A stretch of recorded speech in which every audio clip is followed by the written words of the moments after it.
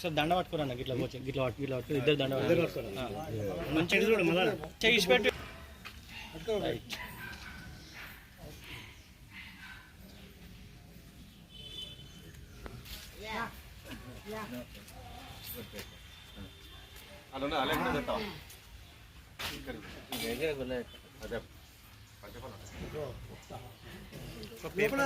బాబుజీ కళ్ళగన్న రామరాజ్య స్థాపనకై ఏర్పడ్డ పంచాయతీరాజ్ వ్యవస్థ బలవంతరాయ మేతా కమిటీ ఆధారంగా ఏర్పడ్డది. కానీ ఈ పురపాలక శాఖ అధికారులు హౌసింగ్ బోర్డు కాలనీని ఈ వరద కాలువను ముంపును అరికట్టడంలో విఫలమైనారు. ముఖ్యంగా టౌన్ ప్లానింగ్ అధికారులు, ఇంజనీరింగ్ అధికారులు మాస్టర్ ప్లాన్ నిబంధనలకు విరుద్ధంగా ఆ కాలువను 4 వంకరలు కట్టి వంకరలు చేశారు. అందువలన హౌసింగ్ బోర్డు కాలనీ ముంపునకు గురవుతుంది. ప్రజల ఆస్తి నష్టం, ప్రాణ నష్టం జరుగుతుంది. ప్రతి కుటుంబానికి ఈ 10-12 సంవత్సరాల నుండి 50,000 నుండి 2 లక్షల వరకు నష్టపోతున్నారు. ప్రతి సంవత్సరం జూలై మాసం మరియు అక్టోబర్ మాసంలో 2 సార్లు ముంపుకు గురవుతుంది. ఆనాటి 10 సంవత్సరాల తెలంగాణ రాష్ట్ర సమితి ఈ 2001 ఉప ఎన్నికల్లో 20 మంది మినిస్టర్లు, 12 మంది క్యాబినెట్ మంత్రులు మరియు కార్పొరేషన్ చైర్మన్లు వచ్చి ఒక నయా పైసా ఖర్చు పెట్టలేదు.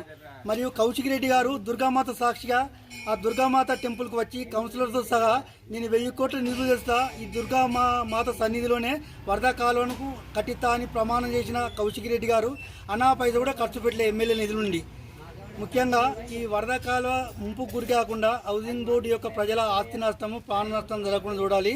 ఈ dynamic daring and dashing dynamic commissioner గారు ముఖ్యంగా ఈ ఆస్తి పన్ను మరియు ఇంటి పన్నులో స్టేట్ అవార్డు వచ్చింది. మా హౌసింగ్ బోర్డు కూడా నివారించడానికి కృషి చేయాలని కమిషనర్ గారిని వేడుకుంటున్నాం. ఈ మాస్టర్ ప్లాన్ నిబంధనల ప్రకారం పోతే ఒక 10-12 ఇళ్ళు అక్రమ కట్టడాలున్నాయి. ఆ అక్రమ కట్టడాలు కూడా హౌసింగ్ బోర్డు వాళ్ళు లేఅవుట్ లేక మున్సిపాలిటీకి ఇచ్చిపెట్టారు. ఒకవైపు గోడ కట్టి మరొక వైపు వివక్షత చూపుతున్నారు. నేను కలెక్టర్ గారికి ప్రజావాణిలో కానీ ఎన్నోసార్లు దర్యాప్తు చేసిన, కానీ ఇంతవరకు ఈ యొక్క అక్రమ కట్టడాలను కూల్చివేసిన హౌసింగ్ బోర్డు కాలువ నిర్మాణం సాఫీగా జరుగుతుంది. కాబట్టి ఆస్తి నష్టం, ప్రాణ నష్టం జరగదు. అందుకే నేను నా కాలనీ ప్రజల కొరకు పార్టీలకు అతీతంగా ఆమరణ నిరాదీక్ష చేస్తున్నాం. మాస్టర్ ప్లాన్స్ ఏ విధంగా పోవాలి అన్ని నిబంధనల ప్రకారం అన్ని రకాల ప్లాన్స్ ఉన్నవి.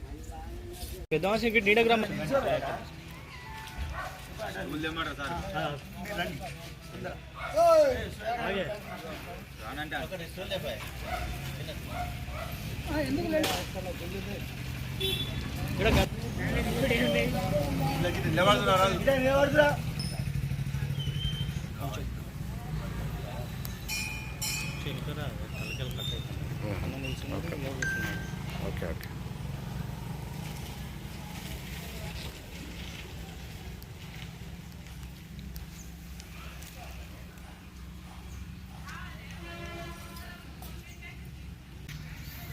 హౌసింగ్ బోర్డు కాలనీ ఇల్లు వరద వచ్చి నష్టం జరిగింది. అదంతా రవిచంద్ర గారు చెప్పడం జరిగింది. నష్టం జరిగింది కాబట్టి నష్టం జరిగిన దానికి ప్రూఫ్స్ అంటే ఆధారాలు కూడా ఉన్నాయి. ఎప్పుడు ఏ డేట్లో వరద వచ్చింది, ఎంత నష్టం జరిగింది, నష్టం జరిగిన వాళ్ళకు నష్టపరిహారం ఇస్తామని కూడా ఎంఆర్ఓ గారు, ఆర్డీఓ గారు చెప్పి కూడా ఎవరికి నష్టం ఇవ్వలేదు. సరే, నష్టం ఇవ్వకున్నా పర్వాలేదు, కానీ సెకండ్ సారి మళ్ళీ నష్టం జరిగింది. రెండోసారి కూడా ఇవ్వలేదు. మూడోసారి వచ్చినప్పుడు 4 ఫీట్ల నీళ్ళు ఒక్కొక్క ఇంట్లో ఉండి ఆ ఇంట్లో ఉన్నటువంటి టీవీలు, బీర్వాలు, బియ్యము, కొందరి డబ్బులు అన్ని విధాల లక్షలాది రూపాయలు నష్టపోయారు. వాస్తవంగా రవిచంద్ర చెప్పినట్టు ఇక్కడ ఉన్న ప్లాన్ ప్రకారము పనులు జరగలేదు అంటే దానికి రకరకాలు ఉన్నాయి. దాన్ని నేను ఒత్తిడి తీసుకొచ్చినా కానీ నా ఒత్తిడి కూడా ఇక్కడ పనిచేయలేదు. వాస్తవంగా జరగవలసిన పద్ధతిలో జరిగితే, పోవలసిన పద్ధతిలో కాలువ తీస్తే ఈ వరద తగ్గట్టు కనుక కాలువను వెడల్పు చేసి మన హౌసింగ్ బోర్డు వరకే కాకుండా ఇక్కడికి వచ్చి ఇటు నుంచి వెళ్ళి అటు నుంచి వెళ్ళి డెవలప్మెంట్ జరుగుతూ ఉంటే ఇటువైపు నుంచి వెళ్ళి అటువైపు నుంచి వరద దీనికి వచ్చే అవకాశం అది ఉన్న పరిస్థితిని బట్టి ఉన్నది. ఉన్న పరిస్థితి ఉన్నది. ఈ వరద వచ్చినా కానీ మన main road Huzurabad Jammikunta road కాడ ఖచ్చితంగా మోరీ వెడల్పు చేసినట్టయితే మాత్రమే ఈ వరద అందులోకి పోయి ఈ ప్రమాదం మనకు ఇంకోసారి జరగకుండా ఉంటుంది. లేకపోతే మళ్ళీ ఈ ఆగస్టులోనో ఈ సెప్టెంబర్లో మళ్ళోసారి కూడా మునిగి లక్షలాది రూపాయలు ఆస్తి నష్టము ప్రాణ నష్టం కూడా జరిగే పరిస్థితులు ఉన్నాయి. కాబట్టి రవిచందర్ చెప్పినట్టు ఇక్కడి మాస్టర్ ప్లాన్ ప్రకారం చేసుకుంటూ హుజరాబాద్ జమ్మికుంట రోడ్డును ఉన్న ఆ పైపులను కానీ ఆ మోర్ని కానీ డబుల్ వెడల్పు చేస్తే మాత్రమే ఈ నీళ్లు బయటికి పోతాయి. నేను చెప్పే దానిలో వాస్తవం ఉన్నది.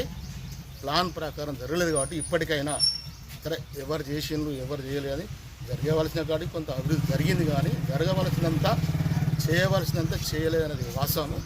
దీన్ని అంతా కంప్లీట్ చేసి మాస్టర్ ప్లాన్ ప్రకారం అక్కడ మోరు వెడల్పు చేసినట్టయితే మాత్రం ఇది క్లియర్ అవుతుంది. సరే దీనికి ఆమరణ ఈ సమస్య పరిష్కరించాలని కూర్చున్నందుకు రవిచంద్ర గారికి కృతజ్ఞతలు చెప్తూ, ఇది అందరం ఒక రవిచందర్ గారు మన కొరకు ఈ కాలనీ గురించి ఆమరణ దగ్గర కూర్చున్నారని మనమేదో ఇట్లా వచ్చి అట్లా పోతే అయ్యే పని కాదు. మనం కూడా ఆమరణ చేయకుండా కానీ పక్కపన్న ఉండి సపోర్ట్ చేసి వాస్తవమే కానీ రవిచందర్ గారు నేను ఆఫీసు పోయినా రవిచందర్ గారు వచ్చిన వాస్తవాన్ని మనం అందరం ముక్తకంటే చెప్పినప్పుడు మాత్రమే ఈ ప్రభుత్వం దృష్టిలో అధికార దృష్టిలో పోయి పరిష్కరించే అవకాశం ఉంటుంది. అందరూ మద్దతు తెలపాలని న్యాయమైన కోరిక కాబట్టి మద్దతు తెలపాలని కోరుకుంటూ గత 25 సంవత్సరాల నుండి నేను హౌసింగ్ బోర్డు కాలనీలో ఉంటున్నాను. ఈ వరద ముప్పు అనేది నాకు తెలిసి ఎప్పుడూ జరగలేదు. గత 3 సంవత్సరాల నుండి వరద ముప్పు వస్తుందంటే అక్రమ కట్టడాలు జరిగిందనేది స్పష్టంగా అర్థమవుతుంది. అంతకుముందు ఈ కట్టడాలు లేవు కాబట్టి వరద ఎట్లా పోయేదో అట్లా పోయి ఎప్పుడు ఆ సమస్య రాలేదు. ఈ అక్రమ కట్టడాలను ఇప్పుడున్న కమిషనర్ గారు డైనమిక్గా ఉన్నారు, వారు పరిష్కరిస్తారనే ఆశాభావం ఉంది. మా మిత్రుడు చెప్పినట్టు కొమరారెడ్డి చెప్పినట్టు రానున్న స్థానిక ఎన్నికల్లో ఎవరో చేస్తారు, అసలు ఓట్లు వేయడానికే పోము. హౌసింగ్ బోర్డు సమస్య పరిష్కారం అయితేనే ఓటు వేయడానికి పోతామని చెప్పి మేము ముక్త కంఠంతో ఈ కాలనీ వాసులమంతా ఒక్క తాటిపై వచ్చి అట్లా ఉంటేనే ఈ సమస్య పరిష్కారం అవుతుంది. రవిచందర్ రెడ్డి చేస్తున్న ఏదైతే దీక్ష ఉందో కాలనీ వాసులు అంతా ఐక్యంగా వచ్చి అవసరమైతే ఒక్క రవిచందర్ రెడ్డి ఆమరణ పడుతుంది కాబట్టి ఇక్కడే వంట వార్పు చేసుకొని ఇక్కడే ఏదో చేసి సమస్య పరిష్కారం అయ్యే వారు కూడా మొత్తం కాలనీ వాసులంతా ఏకతాటిపై రావాలని చెప్పి ఇది పార్టీలకు అతీతంగా జరుగుతుంది. ఏ పార్టీకి సంబంధం లేదు, ఎవరికి ఓన్లీ కాలనీ వాసుల సమస్య పరిష్కారం కోసం కాలనీ వాసులు పడుతున్న కష్టాలు అనుభవించారు కాబట్టి రాత్రి పడుకోవాలంటే వర్షాకాలం వస్తే రాత్రి పడుకోవాలంటేనే జంకు ఇట్లా భయం అవుతుంది. ఎందుకంటే నిద్ర లేని రాత్రులు గడుపుతున్నాం కాబట్టి ఈ సమస్య పరిష్కారం చేయాలా.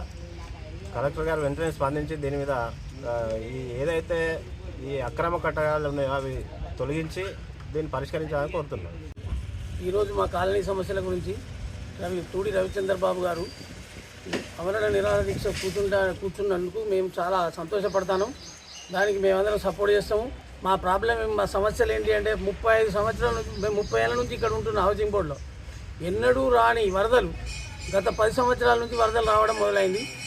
ఆ వరదలు వచ్చినప్పుడు రాత్రిపూట రావడం 2 గంటలకు 3 గంటలకు కడితే ముసలోళ్ళు ముడిగోళ్ళు పిల్లలు ఎవ్వరు ఏం వస్తువు పట్టుకుపోయి అన్నీ మునిగిపోయినాయి. అది వాస్తవంగా మునిగిపోయిన వాటి గురించి బాధ కాదు, కానీ ఇక్కడ మనం ప్రతి సంవత్సరం ఇలా వస్తున్నాయి.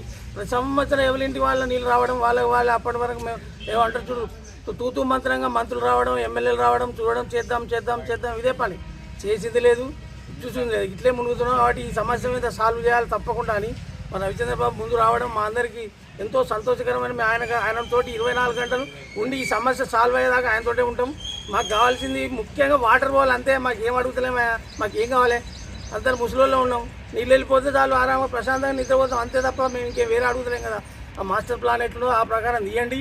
ఎవరు ఏం బాధలు లేవు, అది సంపూర్ణ ఆ రకంగానే మొత్తం కంప్లీట్ నీళ్ళు బయటికి వెళ్ళిపోతే ప్రశాంతంగా నిద్రపోతాం, ప్రశాంతంగా ఉంటాం. మా కాలనీని కాపాడండి. మేము ఏమైనా పనులు కట్టబోదే ముక్కు పిండి వసూలు చేయండి, నో ప్రాబ్లం. మాకు మేము కడతాం, ఏదో అప్పో తెచ్చైనా కడతాం. కానీ మాకు ఈ నీళ్ళు వెళ్ళిపోయే కార్యక్రమం చేయాల్సిందిగా కమిషనర్ గారిని కోరుకుంటూ ఈ అవకాశం ఇచ్చిన మీ అందరికీ ధన్యవాదాలు.